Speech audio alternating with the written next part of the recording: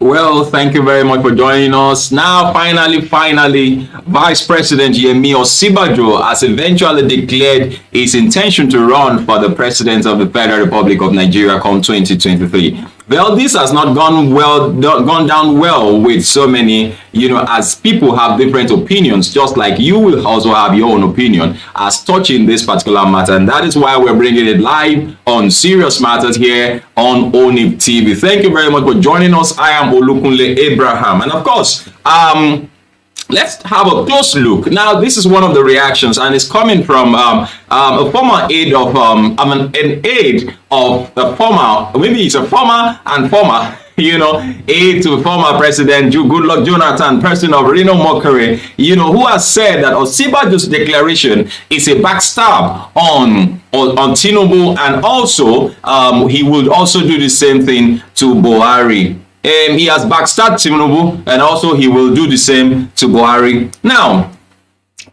maybe we should first of all go through, what he wrote. Former presidential media aide Reno Mokere has reacted to Vice President Yemi Osinbajo's declaration to run for president in 2023. Mokere, in a tweet on Monday morning, shortly after Osinbajo's live declaration broadcast on Channels Television, expressed surprise at the VP's move, adding that he has backstabbed his benefactor and now fellow 2023 presidential aspirant Bola Ahmed Tinubu. Maybe before we go far, let us have a look at what he said in that video, so that at least we have a blueprint of what we are going or what we are talking about, so that we don't just you know what I'm talking about, so that we don't just take it from the top. So let us hear Vice President out and listen for ourselves. Speak your own points, and let's see what he is trying to say and what he has to offer. So let's hear him. Dear Nigerians, for the past 7 years, I have served as Vice President under a true Nigerian patriot, a servant of the nation in war and peace, and a man of integrity, President Muhammadu Buhari. We have, together, worked through some of the most difficult times in the history of our nation, but we have remained focused on securing the country, on providing infrastructure, and growing our economy. As stipulated by the Nigerian Constitution, our tenure will end next year. In this period of 7 years, I have served the government in several capacities, and I have, at the direction of Mr. President, represented our country in sensitive, high-level international engagements. I've been to practically all local governments in Nigeria. I've been in markets, in factories, in schools, and farms. I've been in agricultural, mining, and oil-producing communities, in the Delta, in Kebbi, in Enugu, in Borno, in Rivers, in Plateau, and Ondo, and in all other states of the Federation, listening to the diverse experiences and yearnings of our people. I've visited our gallant troops in the Northeast and our brothers and sisters in the IDP camps. I've felt the pain and anguish of victims in violent conflicts, terrorist attacks, flooding, fire, and other disasters. I've been in the homes of many ordinary Nigerians in various parts of the country. I have sat with our techpreneurs in Lagos, Edo, and Kaduna, with our Nollywood and Kannywood actors, with our musicians from Lagos, Onitsha, and Kano, and I've spoken to small and large businesses. I stood where they stood, and I sat where they sat. I know their hopes and aspirations and their fears. And I believe that in those hopes and aspirations are the seeds for the great Nigeria that we all desire. I believe that the very reason why the Almighty God gave me these experiences, these insights, and these opportunities is that they must be put to the use of our country and its great peoples. Which is why I am today, with utmost humility, formally declaring my intention to run for the office of the President of the Federal Republic of Nigeria on the platform of our great party, the All Progressives Congress. If by the grace of God and the will of the people, I am given the opportunity, then I believe that first we must complete what we have started, radically transforming our security and intelligence architecture, completing the reform of our justice system, focusing on adequate remuneration and welfare of judicial personnel, and ensuring justice for all and the observance of the rule of law, rapidly advancing our infrastructure development, especially power. Your Excellency, permit me to, pause you there. Wow, because I know quite a number of you have seen this video, and so it's not new that we're showing you the video. I just wanted you to have a fresh, be refreshed of what he said in that video. It's about 7 minutes video, and I just showed you just about 4 minutes, but little bit less than 4 minutes of that clip. But then you have seen the video in full here. You hear the Vice President declare his intentions. You see his passion and everything. You can see that this man is brilliant, and it's obvious we need somebody who is brilliant,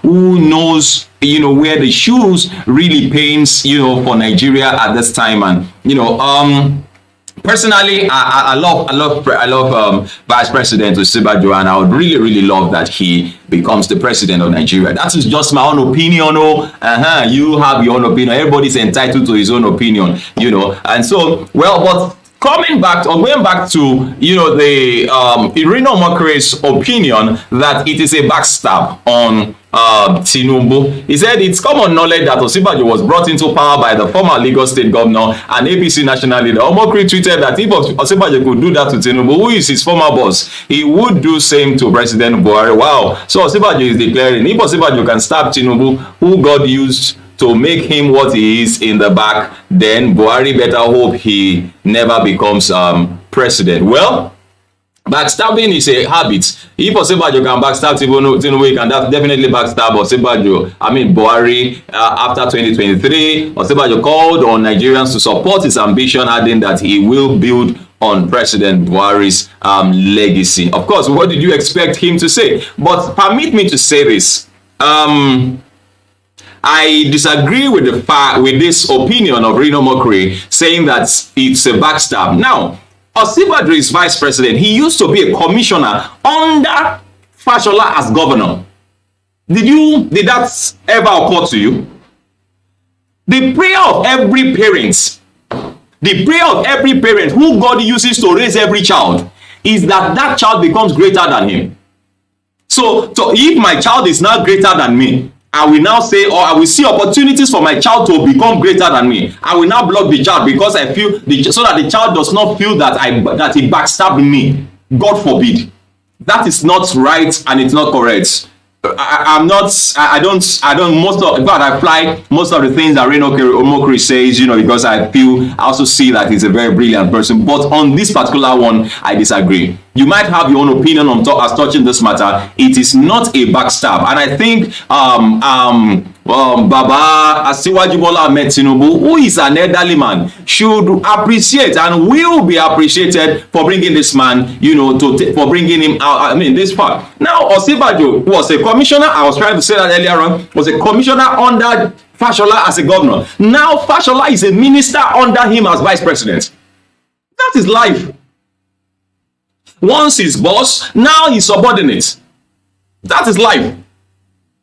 So I don't see anything, I don't see any backstabbing of any kind in this man. As a matter of fact, it's beginning to look to me like somebody is beginning to seek the favor of somebody. It's not supposed to be. It's not supposed to be. Brilliant opinions coming from your ends, but on this particular one, I disagree. What is your opinion on this? Do you think that Osinbajo is backstabbing, Asiwaju Bola Ahmed Tinubu on his declaration? Everybody is free to do whatever it's like. Osinbajo is not a slave to Asiwaju. Asiwaju is a father figure, for crying out loud. He's a father figure. He has made so many. How many does he want to lay claim to? He has made so many, and I feel personally, the accolades the glory, the beauty, the trophies that Asiwaju already has is more than even becoming the president. It's more than becoming the, you have made so many. You have made so many. You made people to become governors. You made what else? The greatest assets you can ever have is your investment in people's lives. Your investment in their lives. And I think Asiwaju Bola Ahmed Tinubu has lots of that. He has lots of that.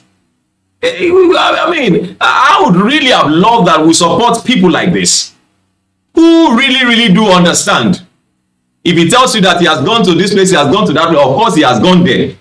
He has gone there. The people there can testify. Well, I will not make this video too long so that you'll be able to watch and you'll be able to share, you'll be able to comment and make your opinions also clear so that we all can be on the same page. I will actually naturally support, even though I'm a media personality, I will not be able to vote because I'll be observing and doing all sort of stuff that day. But then, you know, let's support whoever we feel we deem fit. The seat of the president is not a seat of compensation. You don't compensate people with separate people because you have done well to us. Come and be our president. It will be a disaster. It will be a disaster. And secondly, anybody who is qualified should run. Let us see what happens. Today, alongside Vice President Osinbajo, we also have Pastor Tunde Bakare, who has also declared on the same party, saying that they created that party together. They created that party together. And so he has the right to run on the party.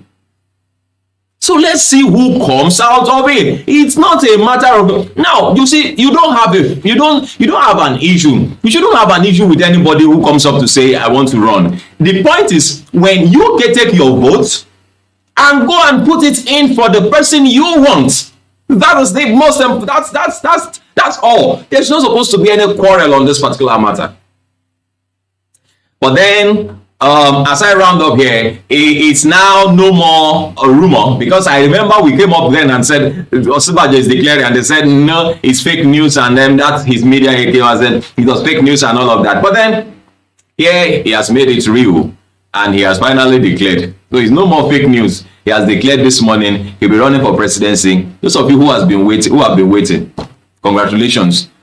Those of you who wish he never ran, congratulations. Well, because unfortunately he's now running. So let's see how things run. Let's see how things unfold. But please don't forget, share this video with others, and also you can visit our website on oniftv.com. Check our other videos. They are very, very educative and instructive, informative, more informative than instructive. You know. Thank you very much for watching. I'm Olukunle Abraham, and of course I'll be expecting that you drop your comments on this particular video. Thank you very much.